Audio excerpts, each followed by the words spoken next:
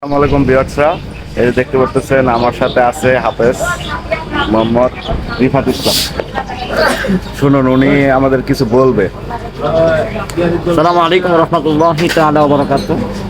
Aryan Facebook পেজের পক্ষ থেকে আপনাদেরকে স্বাগতম।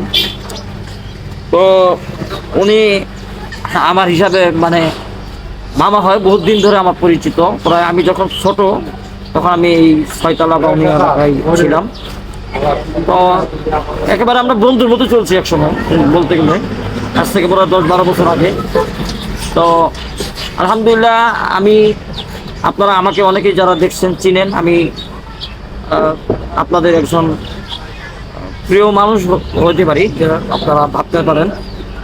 তো আলহামদুলিল্লাহ, আপনাদেরকে একটা গুড নিউজ দিব, যেটা হচ্ছে যা জানছেন কিনা জানি না, অনেকেই জানছেন হয়তো, যে ঢাকা বিশ্ববিদ্যালয়ের controller sir advocate Bahalul Haque Chowdhury উনি আমাকে আল্লাহর ঘর বাইতুল্লাহ জিয়ারত করার মতো সুযোগ করে দিতেছেন। কালকে পাসপোর্ট করার জন্য যাবো। আলহামদুলিল্লাহ, আপনারা দোয়া করবেন আমার জন্য, আর এই ভিডিওটা আপনারা শেয়ার করবেন এবং স্যারের জন্য আপনারা বেশি বেশি দোয়া করবেন। আমিও দোয়া করি। স্যার একটু অসুস্থ আছেন, গত মঙ্গলবারে গিয়েছিলাম, স্যার অনেক অসুস্থ, দেখা করতে পারে নাই। তো ইনশাল্লাহ আগামী রবিবার, আজকে তো শনিবার 30 তারিখ, কালকে 1 তারিখ, আল্লাহ যদি কবুল করায় কালকে যাব পাসপোর্ট করার জন্য। তো আমার জন্য দোয়া করবেন, আমিও দোয়া চাই। আর তেলাও এখন আপাতত দিতে পারলাম না, তো এই ক্ষেত্রে আমি মাপ চাচ্ছি আপনাদের কাছে।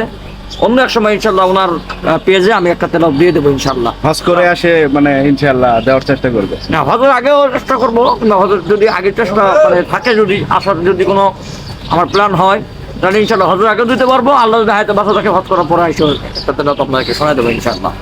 দোয়া করবেন, আর এই পেজটাকে আপনারা বেশি বেশি ফলো দেবেন ইনশাল্লাহ। আমার যেহেতু মামা হয়, সত্যি হলে আমার নিজের লোক, তো মাইন্ডসেটটা ফলো দেবেন কেন, ওনারটা ফলো দেবেন ইনশাল্লাহ।